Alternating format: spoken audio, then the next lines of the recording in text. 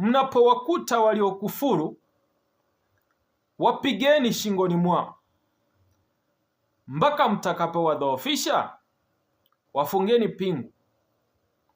Tena waachilieni kwa hisani au wajikomboe, mpaka vita vipoe. Msikilizaji, karibu katika kituo hichi, kituo ambacho ni nambari 1 kwa kukufahamisha yale ambayo yameweza kutendeka na pia kukufafanulia ama kukupatia uchambuzi wa kina zaidi ili kupata kuyaelewa vyema masuala ya kisiasa na yale ambayo yanaendelea kutokea. Msikilizaji, ikiwa ni mara ya kwanza kupatana nasi ama kujiunga nasi, nakuombeeni chukua nafasi yako kutia subscription kwenye channel yetu ili kuendelea kuzipata taarifa zetu punde tu tunapoweza kuzipakia kwenye channel hii.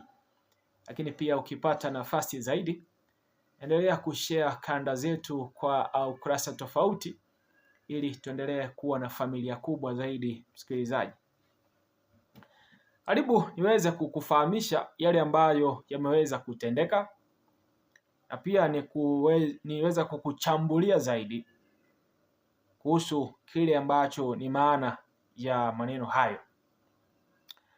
Sasa msikilizaji, kuna shehe ambaye ameweza kushauri Waislamu kuwapiga Wakristo na kuwaua.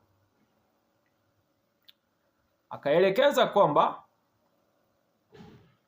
ndio Qurani inaelekeza hivyo. Kwa maneno yake msikilizaji, ameweza kusema hivi: ni wajibu na ni fardhi, usipowaua, usipowapiga, wewe una dhambi. Maana usipowapiga, usipowaua Wakristo, wewe sasa una dhambi. Ni dhambi kukosa kuwaua Wakristo, ndio Qurani inavyosema. Ni wajib, ni fardhi, usipowaua, usipowapiga, wewe una dhambi. Ni dhambi kukosa kuwaua Wakristo, ni Qurani. Na kama tutapelekwa kotini, ahlan wa sala. Mimi niko kotini mara 4 kipelekwa tena mara ya 5 ni ndio Qurani inavyosema.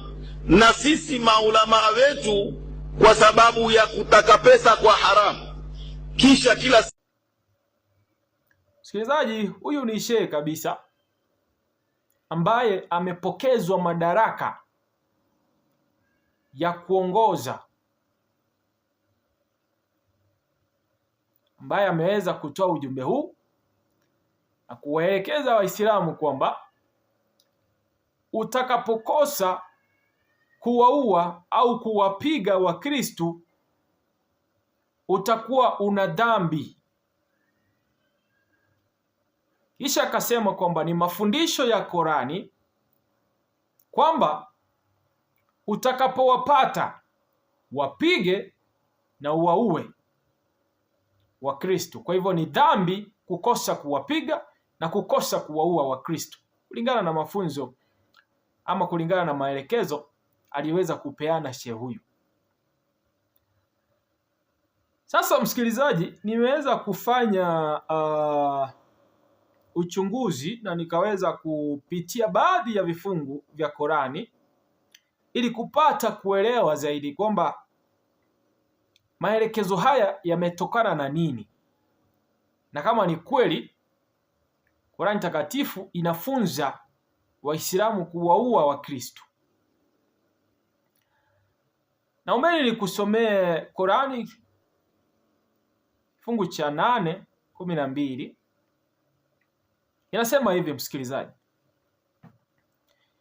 Mola wako mlezi alipowafafanulia malaika, hakika mimi ni pamoja nanyi, basi watieni nguvu walioamini, nitatia uoga katika nyoyo za waliokufuru, basi wapigeni juu ya shingo na wapigeni kwenye kila ncha ya vidole. Ni Qur'ani hiyo, kifungu cha 8:12. Kinaombeni pia nikusomee Qur'ani 47:4. Inasema hivi pia, msikilizaji: basi mnapowakuta waliokufuru, wapigeni shingoni mwao, mpaka mtakapowadhoofisha, wafungeni pingu. Tena waachilieni kwa hisani au wajikomboe, mpaka vita vipoe. Menipata msikilizaji? Vifungu hivyo vya Qur'ani msikilizaji, na bila shaka nina imani kwamba shehe huyu aliyepata kuwaelekeza Waislamu kuwaua Wakristo, bila shaka alikuwa anafuatilia vifungu hivi katika kupeana maelekezo yale. Tunapoendelea kuchambua hili zaidi msikilizaji, kuna Qur'ani kifungu cha 9:29 kinasema hivi pia: piganeni na wasiomwamini Mwenyezi Mungu wala siku ya mwisho, hawaharamishi alivyoharamisha Mwenyezi Mungu na mtume, wala hawashiki dini ya haki miongoni mwa waliopewa kitabu, mpaka watoe kodi kwa hiari yao. Sasa msikilizaji,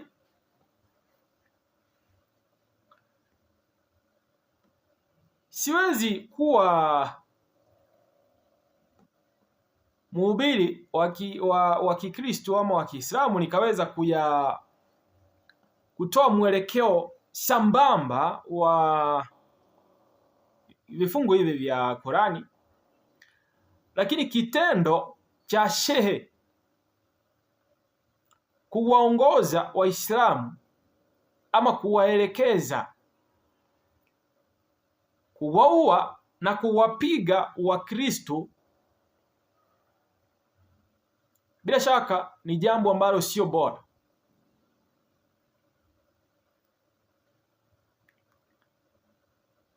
Nilivyomsikiliza shehe yule akitoa maelekezo yale, amesema kwamba ameweza kushtakiwa mara 4 katika koti, bila shaka kwa kuwapiga na kuwaua Wakristo, na amesema kwamba iwapo ataendelea kukamatwa ama kuna koti atakayoweza kushtakiwa kwa kutoa maelezo yale, yupo tayari kabisa,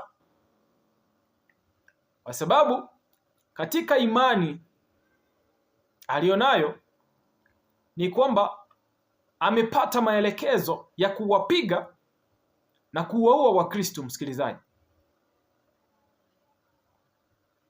sasa amechukua nafasi yake kama shehe kuhamasisha wenzake kuchukua nafasi hiyo na kuwadhuru Wakristo au wasio na imani ya Kiislamu, kwa sababu kifungu hiki cha Qur'ani kimesema, akija kwa wazi kwamba ni Wakristo, lakini kimesema kuhusu imani. Kisha kimesoma hivi, ni kifungu cha 8:12 kimesema, Mola wako mlezi alipowafafanulia malaika, hakika mimi ni pamoja nanyi, basi watieni nguvu walioamini.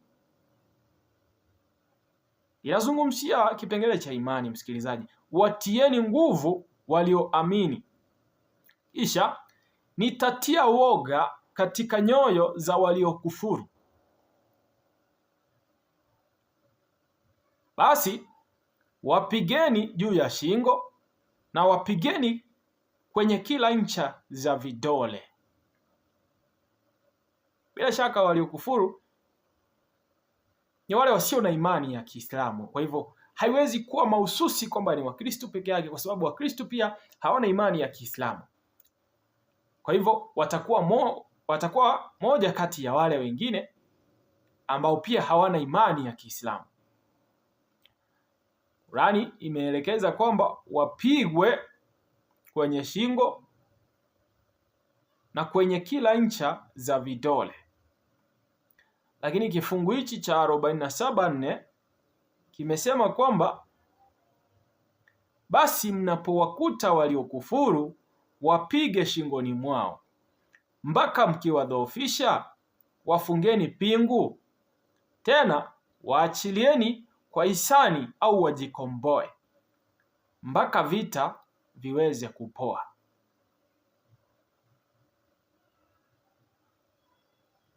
Sikilizaji, ni baadhi tu ya vifungu ambavyo nimeweza kuvipitia ambavyo huenda vimeendeana na ule ujumbe alioweza kutoa shehe, ama yale maelekezo aliyoweza kuyatoa wafuasi wa dini ya Kiislamu. Sasa msikilizaji, binafsi yangu ninapinga kitendo cha shehe kuweza kutoa maelekezo yale kwa waumini wa Kiislamu.